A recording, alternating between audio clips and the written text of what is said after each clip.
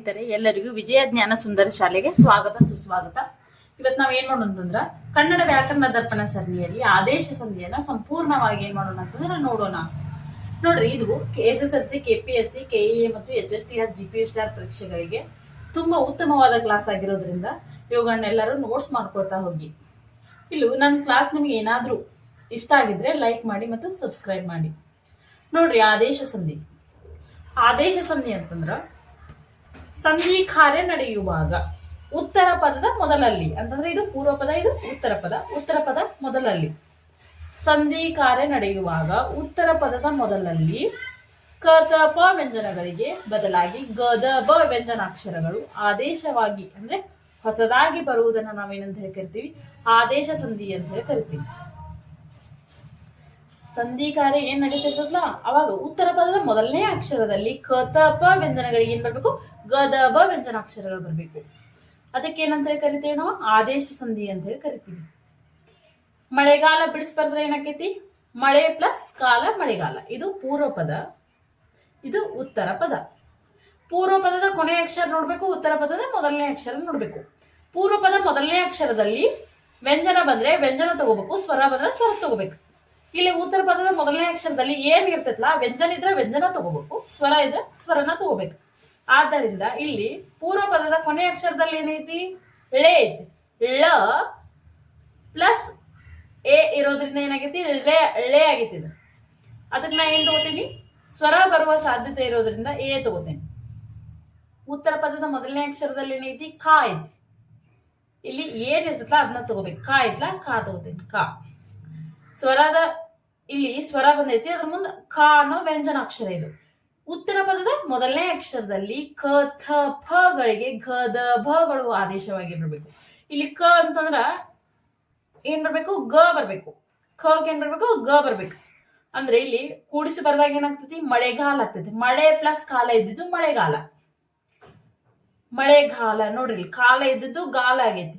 ಕ ಅಕ್ಷರಗಳಿಗೆ ಆದೇಶವಾಗಿ ಗ ವ್ಯಂಜನಾಕ್ಷರ ಬಂದೈತಿ. ಆದ್ರಿಂದ ಇದನ್ನ ಏನಂತ ಹೇಳಿ ಕರಿತೀವಿ, ಆದೇಶ ಸಂಧಿ ಅಂತ ಹೇಳಿ ಕರಿತೀವಿ. ಗ ಬಂದಿರೋದ್ರಿಂದ ಏನಂತ ಹೇಳಿ ಕರಿತೀವಿ, ಆದೇಶ ಸಂಧಿ. ಇನ್ನೊಂದು ಎಕ್ಸಾಂಪಲ್ ನೋಡೋದಾದ್ರೆ ಕಮ್ಮನಿ. ಕಣ್ ಪ್ಲಸ್ ಪನಿ ಕಮ್ಮನಿ. ಕಣ್ ಅ ಬರ್ತೈತಿ. ಇದು ಪೂರ್ವ ಪದ, ಇದು ಉತ್ತರ ಪದ. ಪೂರ್ವ ಪದದ ಕೊನೆಯ ಅಕ್ಷರದಲ್ಲಿ ಅ ಬರೋದ್ರಿಂದ ಅ ತಗೊಂಡೇನಿ. ಇಲ್ಲಿ ಉತ್ತರ ಪದದ ಮೊದಲನೇ ಅಕ್ಷರದಲ್ಲಿ ಪ ಐತಿ.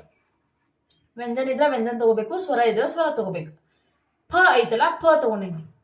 ಇಲ್ಲಿ ಉತ್ತರ ಪದದ ಮೊದಲನೇ ಅಕ್ಷರದಲ್ಲಿ ಕ ತ ಪ ಅಂತಂದ್ರೆ ಪ ಅಕ್ಷರ ಯಾವ್ದು ಬರ್ಬೇಕು, ಬ ಬರ್ಬೇಕು. ಕ ತ ಪ ಗಳಿಗೆ ಏನ್ ಬರ್ಬೇಕು, ಪ ಗ ಬ ಬರ್ಬೇಕು. ಇಲ್ಲಿ ಕಂಬನಿ ಅಂತ ಹೇಳಿ ನಾವ್ ಏನಾದ್ರೂ ಸಂಧಿವನ್ನ ಮಾಡಿದ್ರ ಇಲ್ಲಿ ಏನಾಗ್ತದಂದ್ರ ಬ ಆದೇಶವಾಗಿ ಬಂದಿರೋದನ್ನ ನೋಡ್ಬೋದು ನಾವಿಲ್ಲಿ. ಆದ್ರಿಂದ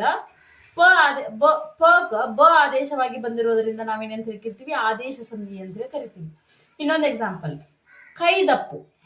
ಕೈ ಪೂರ್ವ ಪದ, ಇದು ಉತ್ತರ ಪದ. ಕೈ ಐ ಬರ್ತದೆ. ಇಲ್ಲೇ ಉತ್ತರ ಪದದ ಮೊದಲನೇ ಅಕ್ಷರದಲ್ಲಿ ವ್ಯಂಜನ ಬಂದ್ರೆ ವ್ಯಂಜನ, ಸ್ವರ ಬಂದ್ರೆ ಸ್ವರ. ಇಲ್ಲಿ ತ ಇರೋದ್ರಿಂದ ನಾ ತ ತಗೋತೀನಿ. ನೋಡ್ರಿ, ಸಂಧಿ ಆಗುವಾಗ ಕ ತ ಪ ಉತ್ತರ ಪದದ ಮೊದಲನೇ ಅಕ್ಷರದಲ್ಲಿ ತ ಐತಿ. ತಕ್ಕೆ ಏನ್ ಆದೇಶವಾಗಿ ಬರ್ಬೇಕು, ದ ಬಂದಿತ್ತು. ಕೈ ತಪ್ಪು ಇದ್ದಿದ್ದು ಕೈ ದಪ್ಪು ಆಗೈತಿ, ದ ಆದೇಶವಾಗಿ ಬಂದೈತಿ. ಆದ್ದರಿಂದ ನಾವೇನಂತ ಹೇಳಿ ಕರಿತೀವಿ, ಆದೇಶ ಸಂಧಿ ಅಂತ ಹೇಳಿ ಕರಿತೀವಿ. ಉತ್ತರ ಪದದ ಮೊದಲನೇ ಅಕ್ಷರದಲ್ಲಿ ಕ ತ ಪ ಅಕ್ಷರಗಳಿಗೆ ಗ ದ ಬ ಅಕ್ಷರಗಳು ಏನಾದ್ರೂ ಬಂದು ಅಂದ್ರ ಅದನ್ನೇನಂತ ಕರಿತೀವಿ, ಆದೇಶ ಸಂಧಿ ಅಂತ ಹೇಳಿ ಕರಿತೀವಿ. ನೋಡ್ರಿ, ಇನ್ನೊಂದು ಎಕ್ಸಾಂಪಲ್, ಮನೆಗೆಲಸ. ಬಿಡಿಸ್ಬಾರ್ದ್ರ ಮನೆ ಪ್ಲಸ್ ಕೆಲಸ, ಮನೆಗೆಲಸ. ಮನೆ ಎ ಪೂರ್ವ ಪದ, ಇದು ಉತ್ತರ ಪದ. ಪೂರ್ವ ಪದದ ಕೊನೆಯ ಅಕ್ಷರದಲ್ಲಿ ಎ ಬರ್ತೈತಿ. ಇಲ್ಲಿ ಉತ್ತರ ಪದದ ಮೊದಲನೇ ಅಕ್ಷರದಲ್ಲಿ ಕೆ ಐತಿ. ವ್ಯಂಜನ ಇದ್ರ ವ್ಯಂಜನ ತಗೋಬೇಕು, ಸ್ವರ ಇದ್ರ ಸ್ವರ ತಗೋಬೇಕು. ಕೆ ಐತಿ, ಕೆ ತಗೊಂಡೇನಿ. ಇಲ್ಲಿ ಸಂಧಿ ಆಗುವಾಗ ಉತ್ತರ ಪದದ ಮೊದಲನೇ ಅಕ್ಷರದಲ್ಲಿ ಏನೈತಿ, ಖ ವ್ಯಂಜನಾಕ್ಷರಗಳಿಗೆ ಏನ್ ಬರ್ಬೇಕು, ಗ ಬರ್ಬೇಕು. ಮನೆ ಕೆಲಸ ಇದ್ದಿದ್ದು ಮನೆ ಗೆಲಸ ಆಗೈತಿ.